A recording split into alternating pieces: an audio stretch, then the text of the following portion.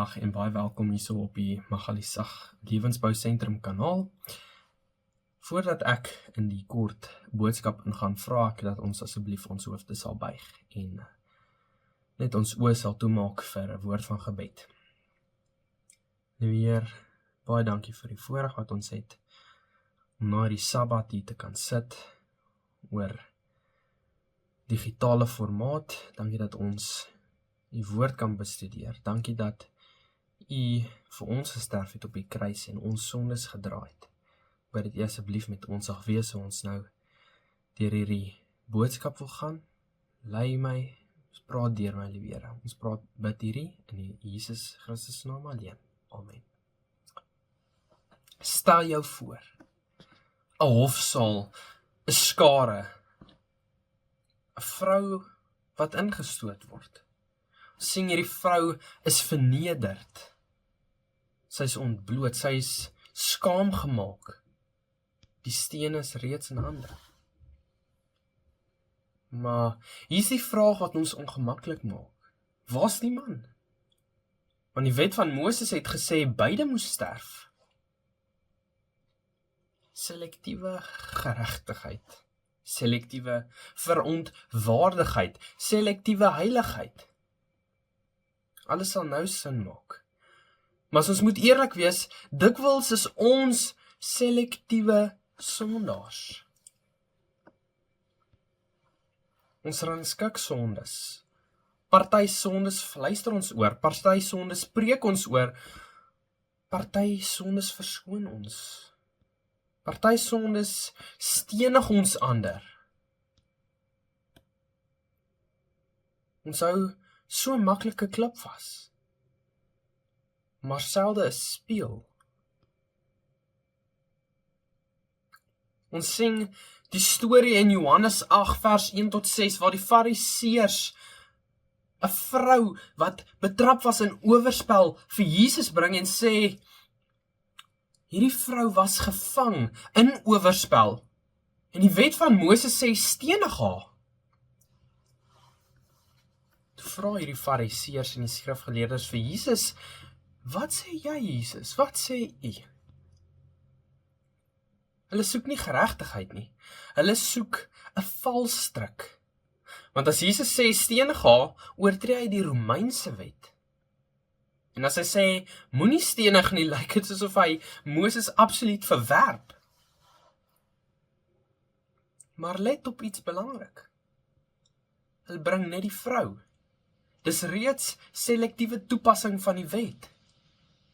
Selektiewe sondaars is ook selektiewe wetstoepassers dikwels. Ons kyk na Johannes 8 vers 6 en dit sê, maar Jesus het gebuk en met sy vinger op die grond geskrywe. Die enigste plek in die Bybel waar ons lees Jesus skryf. Wat het hy geskryf? Wel, die Bybel sê nie rarig nie, maar vers 9 sê, toe hulle dit hoor, het hulle een vir een weggegaan, die oudste eerste, en iets het in hulle geweet, is iets het in hulle harte gebeur. Miskien het hy hulle sondes geskryf, miskien name, miskien skrifgedeeltes, maar wat ook al dit was, dit het die hofsaal verander.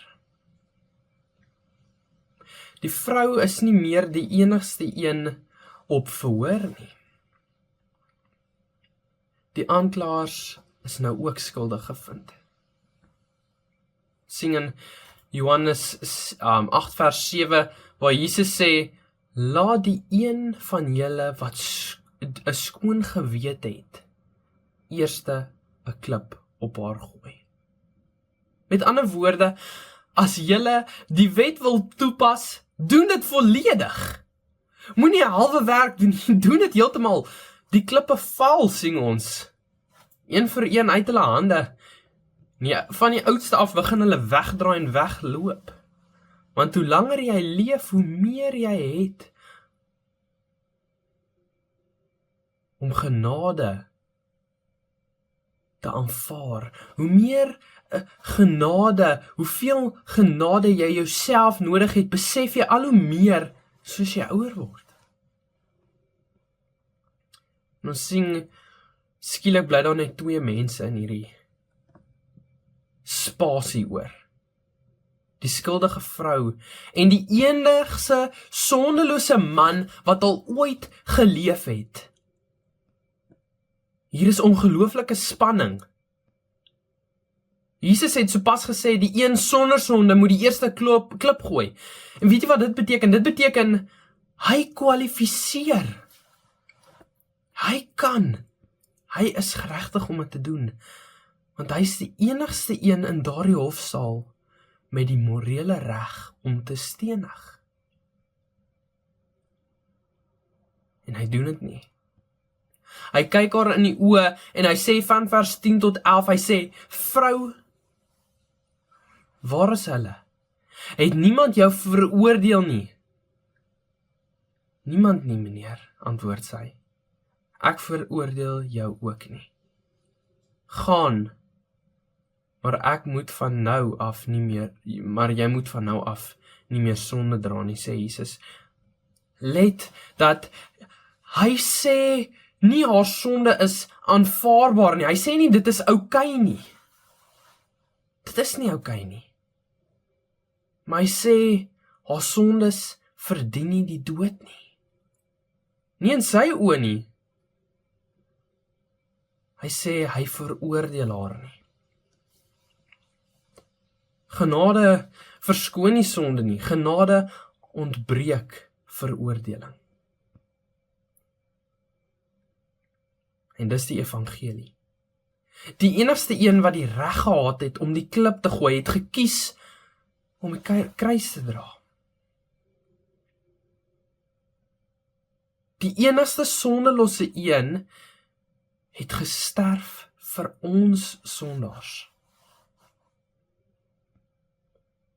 Hy wat kon veroordeel, het gekies om veroordeel te word.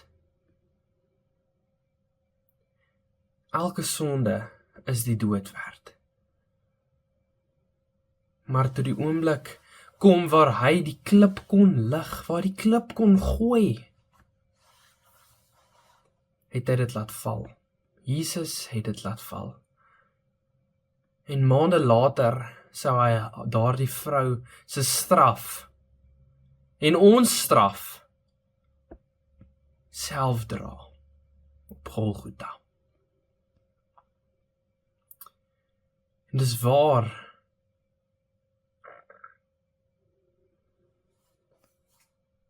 sing, want ons doen presies wat hulle gedoen het. Ons stenig met woorde, ons skinder met koue skouers, draai ons onsself teen ander mense reg om die klip te gooi. Ons noem sommige sondes verskriklik. Ons noem ander sondes heel oukei, aanvaarbaar. Is daar sonde wat nie die dood verdien nie? Dis nie wat die Bybel sê nie. Hoogmoed in kerkklere. Wel, laat ek dit anders stel. Hoogmoed dra kerkklere. Afguns glimlag vriendelik en lus leef agter skerms. Bitterheid sit stil in die banke. Maar ons noem dit nie altyd sonde nie. Ons is selektiewe sondaars. En dalk vanaand, soos die Sabbat stil raak, skryf Jesus in die stof. Nie om ons te verneder nie, maar om ons te herinner. As genade jou klip laat val het, hoe kan jy dit weer optel teen iemand anders? As Jesus met die volle reg om te oordeel kies om jou lief te hê, hoe kan ons sonder daai reg kies om te veroordeel? Sing Sabbat herinner ons aan rus. Ons rus nie omdat ons onskuldig is nie. Ons rus omdat hy genadig is. Aan die einde van daardie verhaal is daar net 2 mense oor. En die geestelike stryd is ook altyd so. Dis altyd net jy en Jesus. En die klip is in sy hand. Maar hy sal dit steeds laat val. Amen. Kom ons sluit ons hoofde. Liewe Heer, ek bid dat U asseblief met iedereen en elk sal wees.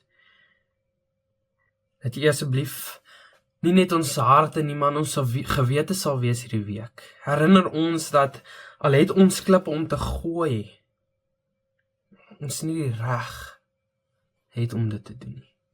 Liewe Heer, leer ons om lief te hê, geduldig te wees, en bovenal verdraagsaamheid teenoor ons buurmanne te hê.